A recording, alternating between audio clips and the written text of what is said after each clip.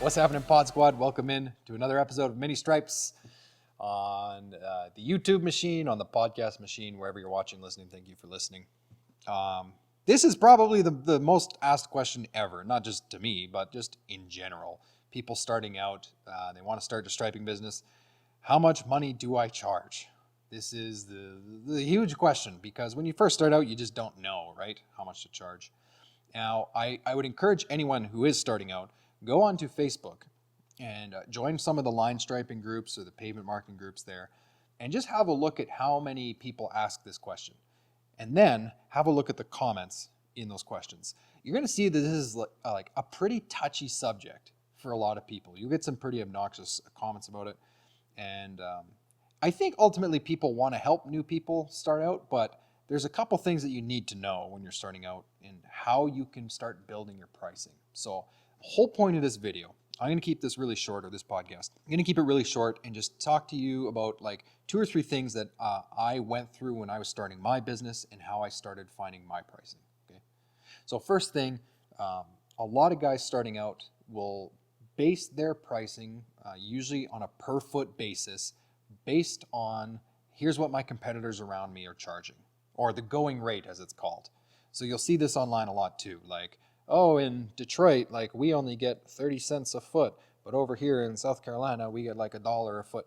And people like start putting their rates to certain geographical locations. I would just caution you to be careful about this for multiple reasons. Number one, rates might change a little bit based on where you are, but ultimately, like most people don't know what the actual going rate is. Like this is one thing I learned when I hired my first business coach. At any given moment, there are striping companies who win jobs at higher rates than other striping companies. So it's not always a race to the lowest price. Not every customer just wants the cheapest price. So this is no different than buying a car. Like you might go to one dealer that has one truck that's a couple $1,000 cheaper than a different car dealership. It might be the same truck, but the price might be different. And that doesn't necessarily mean that people will always buy the cheaper truck. Sometimes they want to know that they're going to a good location, that they're going to get good service, the warranty is all looked after, all that jazz. And it's no different with striping. Not every client wants the cheapest price. So be careful when you're setting your pricing about just basing it off of what other people say. They might not actually know, and it doesn't really tell the full story of what you should be charging. So the actual rates that people charge are generally done on a per foot basis in this industry. Now, I've actually made content about this before on the podcast and on YouTube, and I've actually outlined the reasons why we don't charge per foot. But if you start out, it's a pretty simple way of starting out. I don't think there's anything wrong with it. You're going to see prices anywhere from like restriping like 20 to 25 cents a linear foot. You might see some people restriping all the way up to like $1 per linear foot. Guys, it's really going to depend on the size of your company and what kind of work you're going after. So when I first started out, I had like no overhead expenses. I didn't have a shop. I was the only employee. I didn't have to pay all this expensive stuff to keep the business rolling. So my prices were generally lower than, say, a bigger company who has to pay for a shop, has multiple employees, a lot more advertising and marketing expenses and things like that. So when you're just starting out, usually you can be a lot more competitive on your pricing, and you can start to win jobs a lot quicker than some of the bigger companies. The one thing, if you could take one thing away from this video when you're starting out, right from the very beginning, I would strongly encourage you, analyze for every 10 quotes that you send out to a customer, how many of those do you actually convert to a winning job? So basically, how many people accept that proposal? This is a good rule of thumb to try and find out where your pricing's at.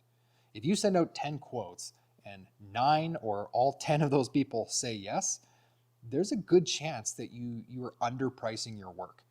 Whereas if you send out 10 quotes, but you're only winning like 1 or 2 or maybe 3, maybe your pricing is too high. Though there's other factors that go into how clients choose which contractor they hire, but that's a good rule of thumb. Monitor your quotes. If you're winning a lot of the quotes that you send out, you might be underpricing your work. Go ahead and jack your rates up a little bit. Most important thing though that I've learned over the years, again, to this day in our market, we will win striping jobs at a higher cost relative to our competitors. And the reason why that happens is because we provide a lot more value to our customers. So we have an awesome system for communication with them. We can actually invite our clients into our project management software. So if it's a more complex project, they can stay up to date with what's happening and when, and they get really good service and really good communication from that. That costs money on our end to put those things into place. So our prices are usually higher than our competitors. So just because our prices are higher though, doesn't mean that we lose a lot of the work that we send out. We basically win around 60% or so of the quotes that we send out. So something for you to think about too is like, try and find ways to bring value to people. Don't worry so much about what the quote number is in the subtotal line. That's part of it. But when you're first starting out, look for ways that you can actually find value to bring to people, like solving their problems, doing the work that's not going to cause disruption to them, making sure that when they phone, that you answer your phone. The little things like that will often make the difference for a client to choose to hire you or not. So pricing is a huge topic, massive topic. I mean, that's something that we analyze a lot in our company, and we've been doing this for many years is, does our pricing need to be adjusted? Should we go higher? Should we go lower? So I'd encourage you guys, always monitor it, see how you're performing on your quotes. But when you're just starting out, don't stress it. Go send out your first 10 quotes, analyze how many you win, and start building your pricing from there.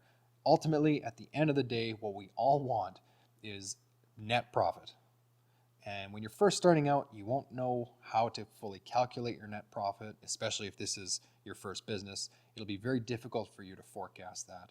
But over time, analyze that pricing, see where you're at, but don't stress it. Get some work in, get those quotes out, and start making some money. So pricing is very complex. If you want more information, I would love to chat with you. I love it when people reach out, especially on Instagram, and they send a DM or something. Reach out anytime. I would love to chat with you and see if I can help you start or grow your striping business. Thanks for listening, guys.